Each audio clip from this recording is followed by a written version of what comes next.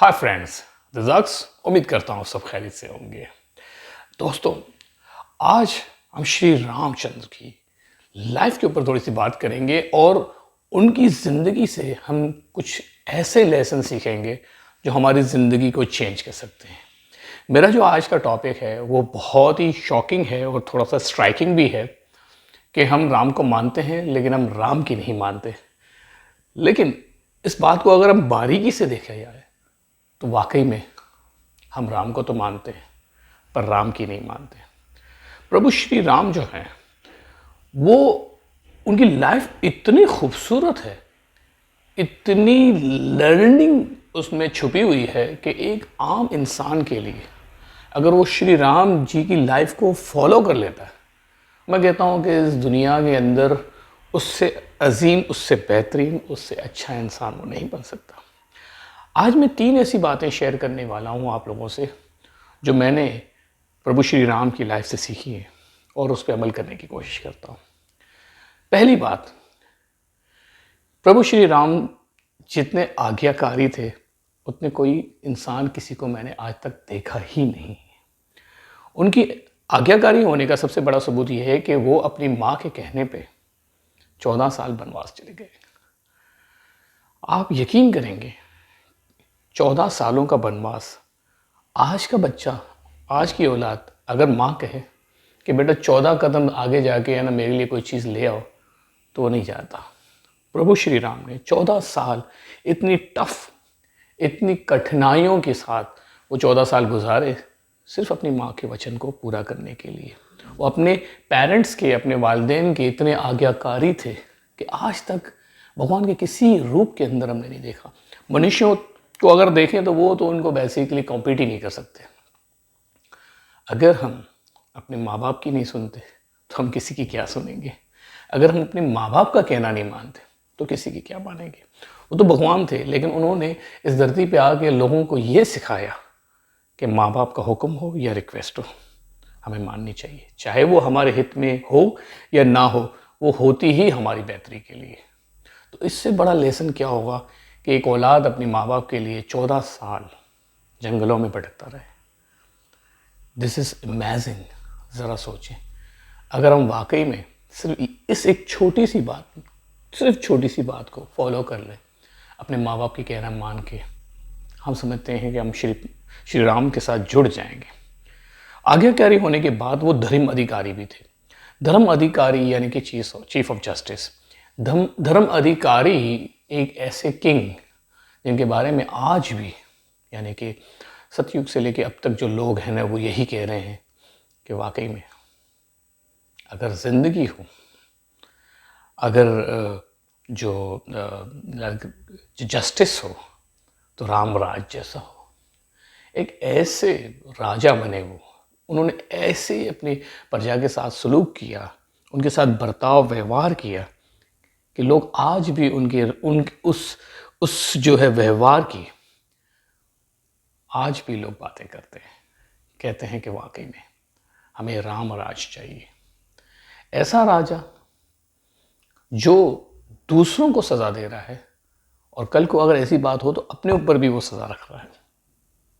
सबको पता है कि एक धोबी के कहने के ऊपर जब उसका एक फैसला होता है दरबार में, तो वो एक धोबी, एक मामूली इंसान जो है, वो प्रभु श्री राम को चैलेंज कर लेता है उनकी वाइफ के ऊपर। तो उसके ऊपर श्री राम जो खुद राजा है, जो भगवान है, उनको वो फैसला अपने ऊपर भी लेना पड़ता है अपनी वाइफ के लिए। हमें सी आजकल के क्या चीफ ऑफ जस्टिस ऐसे मिलेंगे हमें? तो यहाँ पर एक इतनी बड़ी मिसाल कायम की है श्री रामचंद्र ने। उन्होंने ये बताया है कि हमारे लिए जो इंसाफ हम दूसरों के लिए करते हैं वो हमारे लिए भी होना चाहिए।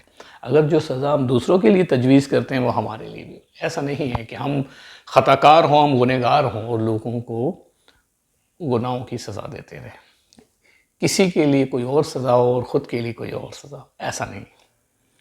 तीसरी चीज़ जो वाकई में लाइफ चेंजिंग है, मतलब दुनिया में अगर भगवान श्री राम को अगर फॉलो करने वाले सिर्फ इस तीसरी बात को भी अगर फॉलो कर ले तो मैं कहता हूँ उनकी ज़िंदगी में बहुत बहुत बहुत खुशी आ सकती है। और वो ये है कि वो एक बहुत अच्छे पति थे।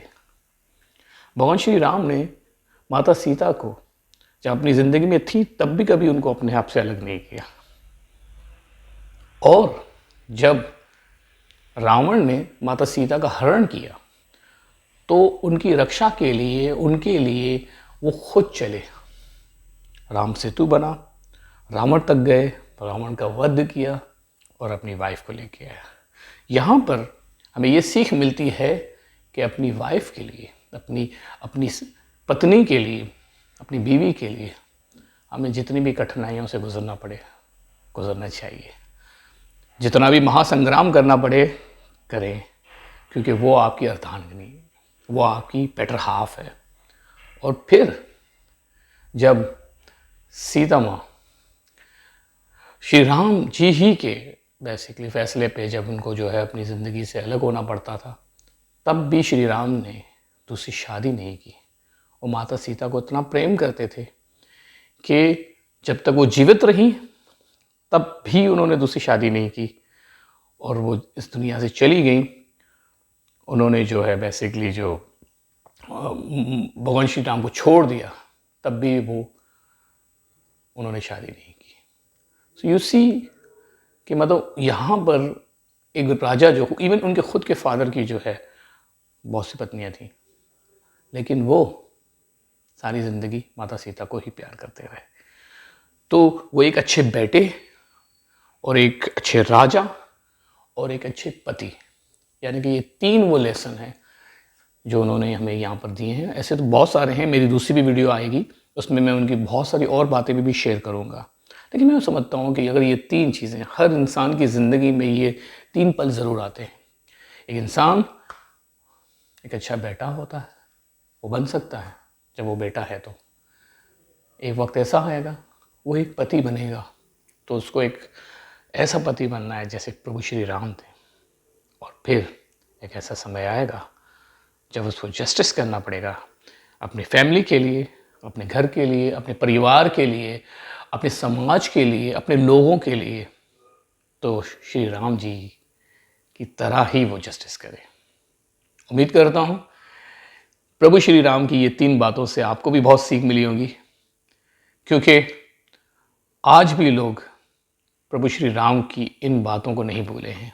हम दिवाली तो बनाते हैं, दिए तो जलाते हैं, राम को मानते हैं, लेकिन राम की नहीं मानते। तो मेहरबानी करके प्रभु श्री राम के लिए इतना बड़ा उत्सव मनाने वालों, उनके चहीते, उनके प्यारे, उनको प्यार करने वालों से ये विनती है कि राम की भी माने। उम्मीद करता हूँ आपको मेरी वीडियो पसंद आई होगी, और अगर कोई गलती हो गई हो तो मैं क्षमा चाहता हूँ आप लोगों से। दूसरी वीडियो में प्रभु श्री राम की लाइफ के ऊपर थोड़ी सी और रोशनी डालूँगा, और हम जो श्री राम जी को मानने वाले हैं, कोशिश करें उनको उसी तरह ही माने। जय श्री राम।